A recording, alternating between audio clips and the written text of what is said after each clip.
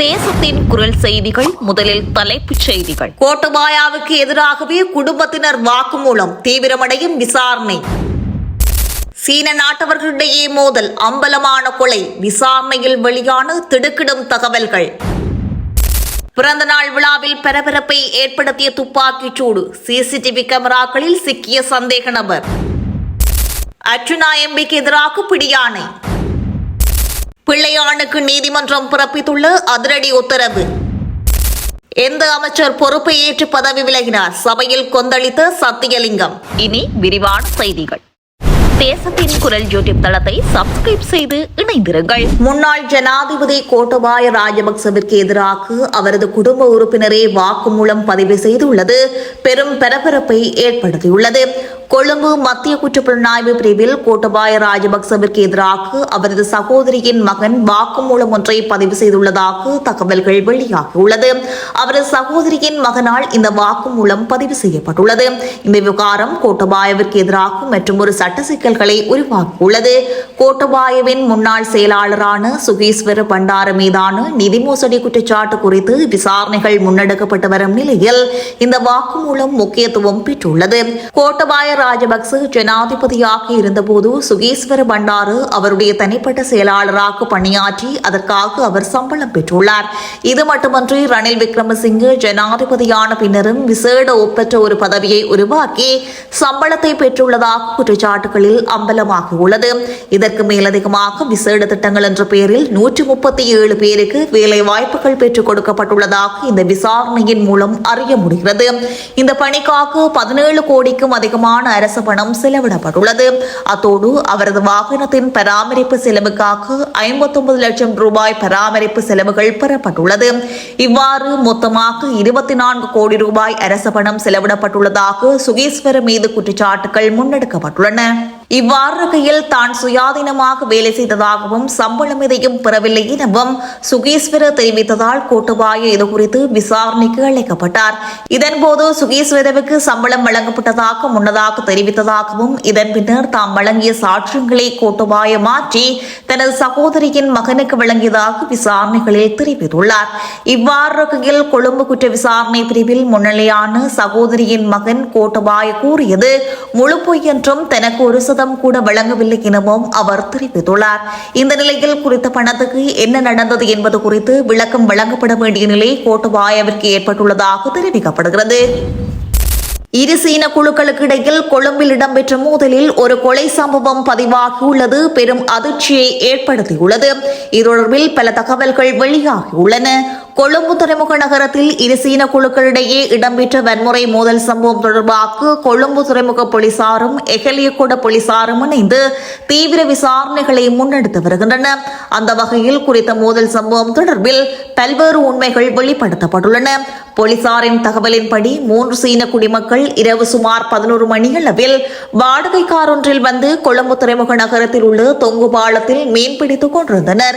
இதன்போது அதிகாலை 2 மணிக்கு 3 மணிக்கும் இடைப்பட்ட நேரத்தில் சுமார் 20 சீன நாட்டினர் ஒரு கருப்பு வேனில் வந்து இறங்கி அங்கிருந்த 3 பேரையும் தாக்கி அவர்களின் கைகளையும் கால்களையும் கட்டி கண்களையும் கட்டி 2 கை துப்பாக்கிகளை காட்டி மிரட்டியதாக தெரிவிக்கப்படுகிறது.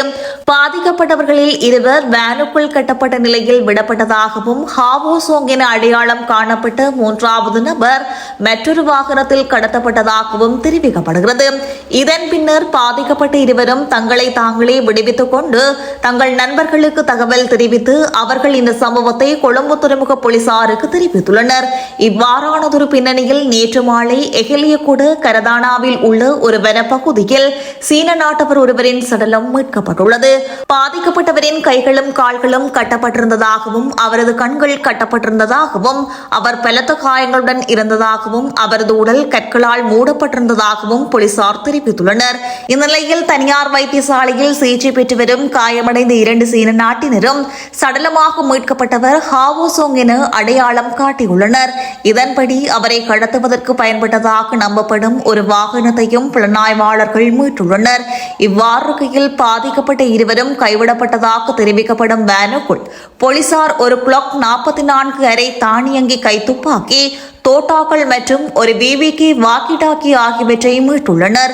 அத்தோடு அந்த வேன் அம்பலாந்தோட்டையைச் சேர்ந்த ஒரு தனிநபரின் பெயரில் பதிவு செய்யப்பட்டுள்ளது என்றும் வாடகைக்கு எடுக்கப்பட்ட வாடகை கார் கொழும்பு 5 தளமாக கொண்டு ஒரு நிறுவனத்திற்கு சொந்தமானது என்றும் போலீசார் தெரிவித்துள்ளனர்.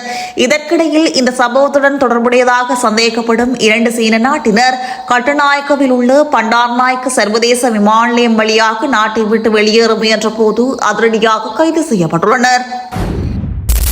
வத்தளை பள்ளியாவத்தையில் பிறந்தநாள் விழாவில் நடந்த துப்பாக்கிச் சூட்டில் ஒருவர் உயிரிழந்த சம்பவம் பெரும் பரபரப்பை ஏற்படுத்தியிருந்த நிலையில் CCTV கேமராக்களில் சந்தேக நபர் சிக்கியுள்ளார்.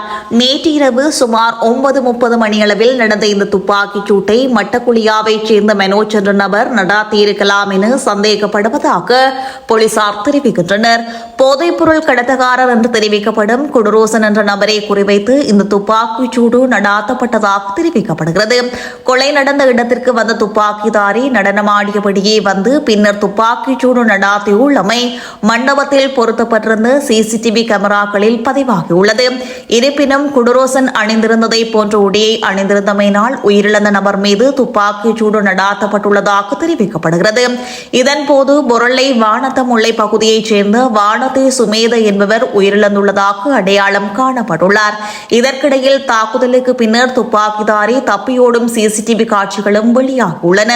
இச்சம்பவம் குறித்து 5 போலீஸ் குழுக்கள் விசாரணைகளை தீவிரமாக முன்னெடுத்து வருவதாக குறிப்பிடப்பட்டுள்ளது. யாழ்ப்பாண நாடாளுமன்ற உறுப்பினர் அர்ச்சுனா ராமநாதனுக்கு கோட்டை நீதவான் நீதிமன்றம் பிடியாணை பிறப்பிக்கப்பட்டுள்ளதாக தகவல்கள் வெளியாகியுள்ளது. கோட்டை போலீஸ் அதிகாரிகளின் கடமையை தடுத்த சம்பவம் தொடர்பாக நீதிமன்றத்தில் அவர் முன்னிலையாக தவறியதன் காரணமாகவே இந்த பிடியாணை பிறப்பிக்கப்பட்டுள்ளதாக தெரிவிக்கப்படுகிறது. அத்தோடு இன்று வெள்ளிக்கிழமை வழக்கு விசாரணைக்கு எடுத்துக் கொள்ளப்பட்ட போது அவரது பிணைத்தாரர்கள் நீதிமன்றில் முன்னிலையாகவில்லை. இதன்படி நாடாளுமன்ற உறுப்பினர் MP அர்ச்சுனாவிற்கு பிடியாணை பிறப்பிக்க நீதிமன்றம் நடவடிக்கை எடுத்துள்ளதாக குறிப்பிடப்பட்டுள்ளது. கடந்த 2008ஆம் ஆண்டு மட்டக்களப்பில் இடம்பெற்ற 5 கொலை சம்பவங்கள் தொடர்பாக கைது செய்யப்பட்ட பிள்ளையானை எதிர்வரும் 4ஆம் திகதி வரை விளக்கமறையில் வைக்குமாறு நீதவான் உத்தரவிட்டுள்ளார். இன்று வெள்ளிக்கிழமை காணொலி ஊடாக உத்தரவிட்டதை தொடர்ந்து லண்டனில் உள்ள போலீஸ் பாய்ஸுக்கு பிடிவிராந்து பிறப்பித்து கட்டளையிட்டுள்ளார். 2008ஆம் ஆண்டு மட்டக்களப்பு கல்லடியில் போலீஸ் உத்தியோகத்தர் ஒருவர் சுட்டுக்கொலை செய்யப்பட்டமை, VMVP கட்சி உறுப்பினர் காத்தான்குடியில் வைத்து சுட்டுக்கொலை செய்யப்பட்டமை, வர்த்தகர் ஒருவரை கொடூரமாக கொலை செய்த சம்பவங்களுடன் தொடர்புபட்டு ஏற்கனவே பயங்கரவாத தடை சட்டத்தில் கைது செய்யப்பட்ட பிள்ளையான் மற்றும் காத்தான்குடியைச் சேர்ந்த ராணுவ புலனாய்வு பிரிவின் தகவலாளிகள் முகமது சிபான், முகமது சகித் ஆகியோரை கடந்த 2025 நவம்பர் மாதம் CID-யினரால் கைது செய்யப்பட்டனர். இந்த 5 முக்கிய மனித கொலைகளுடன் தொடர்பட்ட பிள்ளையான் மற்றும் ராணுவ புலனாய்வு பிரிவின் தகவலாளிகளான லண்டனில் உள்ள காத்தான்குடியைச் சேர்ந்த முகமது பாய்ஸ் உட்பட 4 பேருக்கு எதிராக மட்டக்களப்பு நீதவான் நீதிமன்றில் கடந்த 2026 ஜூன் 17ஆம் திகதி CID-யினர் வழக்கு தாக்கல் செய்த பின்னர் நீதிமன்றில் முன்னிலைப்படுத்தப்பட்டு அவர்கள் தொடர்ந்து விளக்கமறியலில் வைக்கப்பட்டுள்ளனர். இவ்வாறு இருக்கையில் இன்று வெள்ளிக்கிழமை மட்டக்களப்பு நீதவான் நீதிமன்றில் குறித்த வழக்கு விசாரணைக்காக நீதவான் எடுத்துக்கொண்ட போது சந்தேக நபரான ராணுவ புலனாய்வு பிரிவின் தகவலாளிகளான முகமது சிபான், முகமது சகித் ஆகிய இருவரையும் திறந்த நீதிமன்றில் முன்னிலைப்படுத்திய CID-யினர் பிள்ளையானை நீதிமன்றத்திற்கு அழைத்து வர முடியாது பாதுகாப்பு காரணங்களை முன்வைத்ததுடன் இந்த கொலை சம்பவங்களுடன் ராணுவ தகவல் பிரிவு மற்றும் சிவில் பாதுகாப்பு குழுக்கள் தொடர்பட்டுள்ளமை தொடர்பாக விசாரணைகள் மேற்கொண்டு வருவதாக நீதிமன்றில் CID-யினர் சமர்ப்பணம் செய்தனர். இவ்வாறு இருக்கையில் பிள்ளையான் சார்பாக முன்னிலையான சட்டத்திரணி பிள்ளையானை மட்டக்களப்பு சிறைச்சாலைக்கு மாற்றுமாறு கடந்த வழக்கு விசாரணையின் போது முன்வைத்த கோரிக்கை தொடர்பாக மீண்டும் முன்வைத்தார். இதன்போது சிறைச்சாலை அதிகாரிகளுக்கு அறிக்கை சமர்ப்பிக்க உத்தரவிட்டுள்ளதாக தெரிவித்து வழக்கை ஆராய்ந்த நீதவான் பிள்ளையான் தடுத்து வைக்கப்பட்டிருக்கும் சிறையில் இணையவழி காணொலி ஊடாக பார்வையிட்டு இந்த வழக்கில் கைது செய்யப்பட்ட பிள்ளையான் உட்பட 3 பேரையும் எதிர்வரும் 4ஆம் திகதி வரை விளக்கமறையில் வைக்குமாறு போலீஸ் பாய்ஸுக்கு தொடர்ந்து பிடிபிராந்து பிறப்பித்து கட்டளையிட்டு உத்தரவு பிறப்பித்துள்ளார். சிறைச்சாலை மோதல்கள் கடந்த காலங்களில் நடைபெற்றன. எந்த அமைச்சர் பொறுப்பை ஏற்று பதவி விலகினார் என இலங்கை தமிழரசுக் கட்சியின் பாராளுமன்ற உறுப்பினர் சத்தியலிங்கம் இன்று நாடாளுமன்றத்தில் சரமாரியாக கேள்வி எழுப்பியிருந்தார். இன்று வெள்ளிக்கிழமை பாராளுமன்றத்தில் நடைபெற்ற கூட்டத்தில் இவ்வாறு கேள்வி எழுப்பிய சத்தியலிங்கம், நீர்கொழும்பு சிறைச்சாலை மோதல் சம்பவத்தில் நீதியமைச்சர் கர்ஷன நாணயக்கார குறைந்தபட்சம் பொறுப்பையாவது ஏற்றார். அது பாராட்டத்தக்கது என்றும் அவர் மேலும் குறிப்பிட்டிருந்தார். தேசத்தின் குரல் யூடியூப் தளத்தை சப்ஸ்கிரைப் செய்து இணைந்திருங்கள்.